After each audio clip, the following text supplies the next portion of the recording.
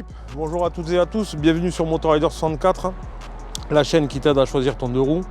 Aujourd'hui on va se faire un petit VS, le Honda 750 XADV 2025 et le Honda ADV 350.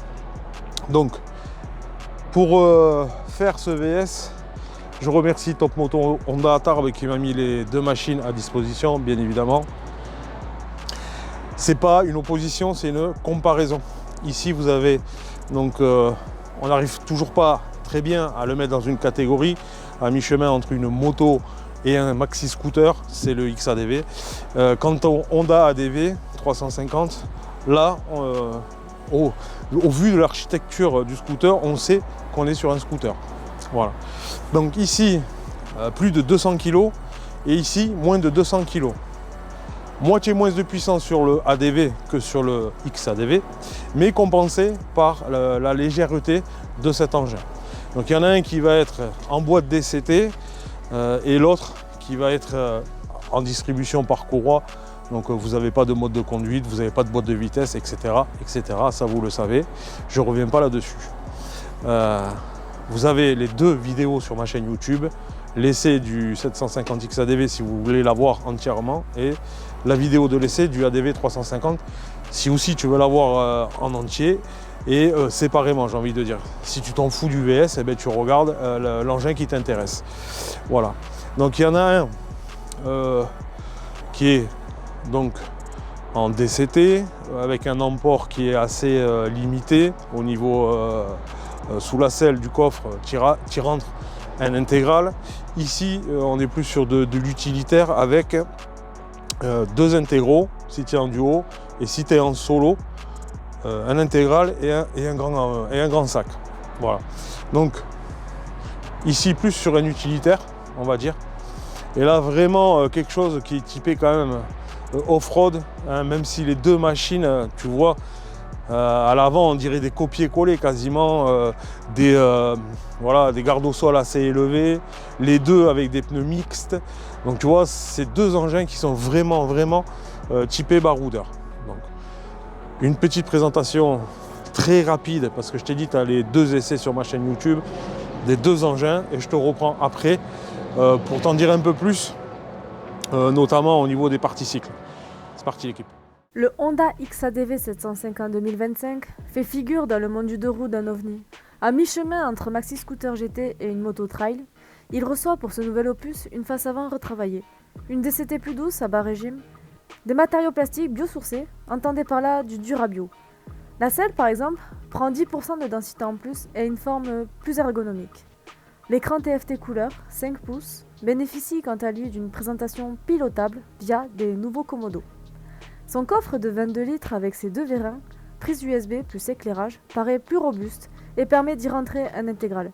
Sans oublier bien sûr son éclairage 100% LED avec les feux de jour intégrés au clignotant.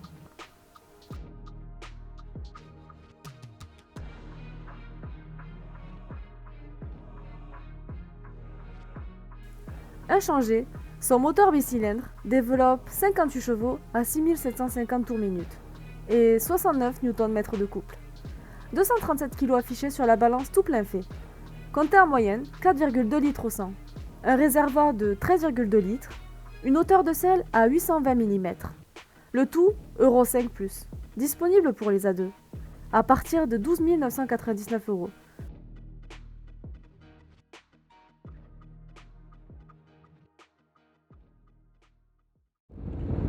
Voilà, alors ce que moi j'aime bien sur ce XADV, parce que on va pas être dépaysé hein, par rapport à l'ancien modèle, c'est ce TFT couleur avec une nouvelle présentation, notamment au niveau des changements de mode où tu auras le petit logo, c'est plus compréhensif.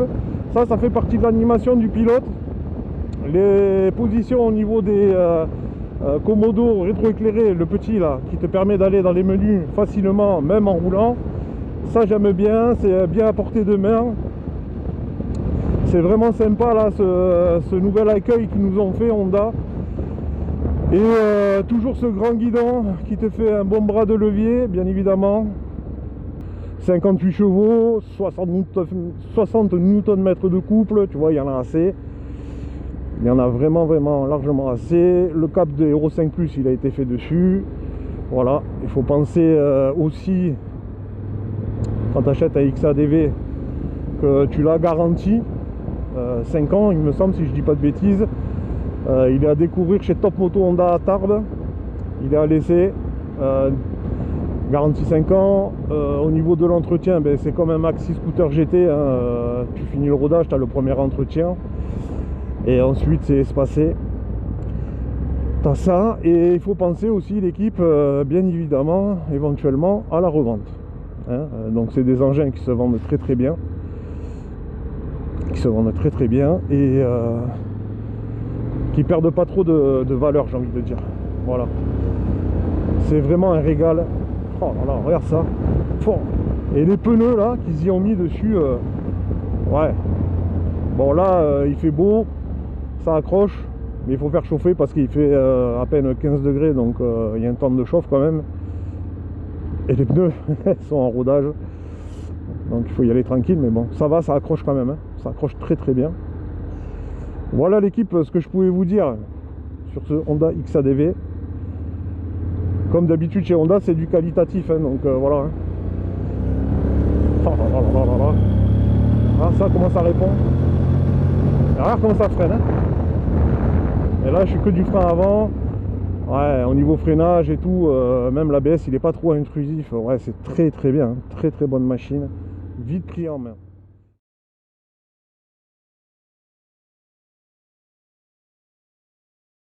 La DV350 associe le style aventurier du XADV avec une partie cycle sportive constituée d'un cadre tubulaire et d'une fourche inversée de diamètre 37 mm.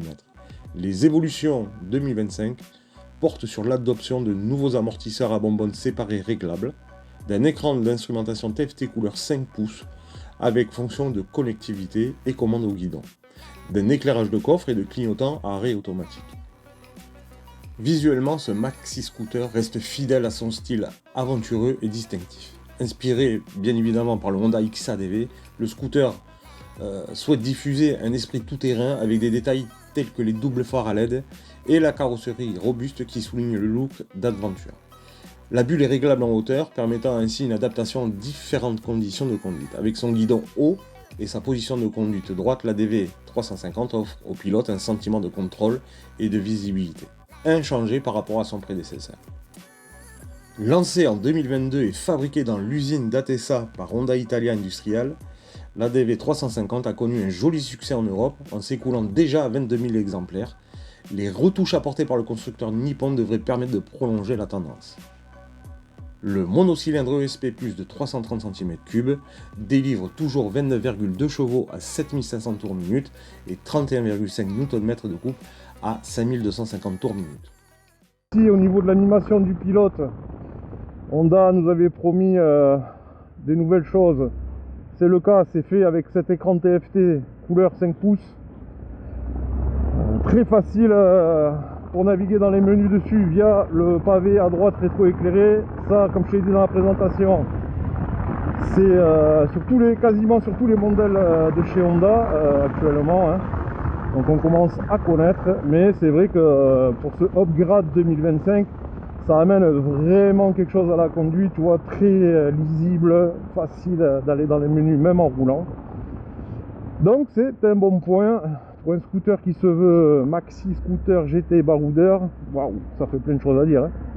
Mais c'est quand même ça sa vocation à la base. Hein. Pourquoi? Parce qu'il a beaucoup d'ADN du XADV, hein. D'ailleurs tu le vois ici hein, sur l'animation, un grand guidon large. Pour celui-là il est noir mat, magnifique, hein. Il est peint en noir mat le guidon. Ça te fait donc un bon bras de levier et c'est quasiment un copier-coller du XADV, hein, son grand frère. Hein. Voilà, donc une très belle animation, très bien. Je voudrais parler aussi, puisqu'on est devant de la bulle, donc c'est une petite bulle assez fine qui est réglable en hauteur et elle s'incline aussi légèrement.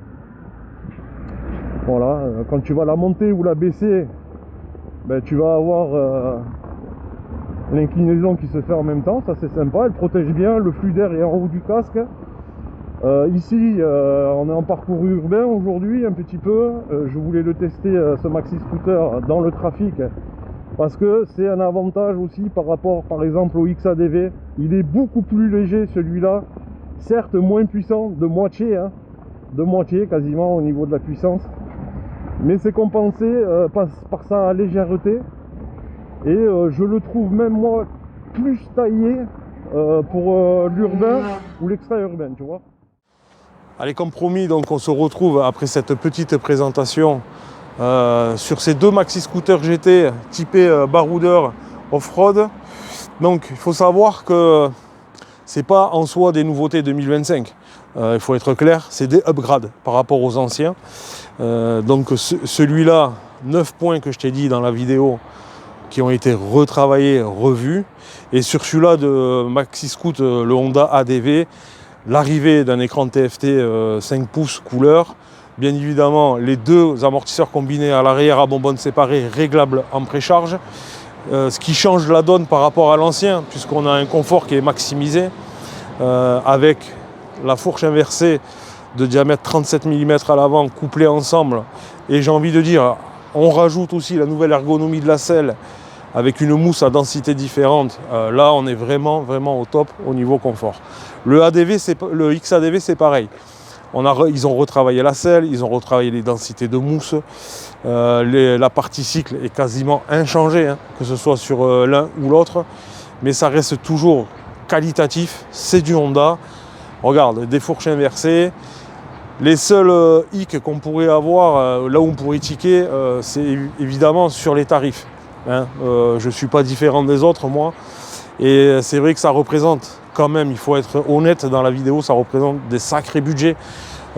Puisque 12 000 euros, 6 590 euros, à ça, il va falloir, si tu veux faire vraiment du off-road, ici, y rajouter de la bagagerie.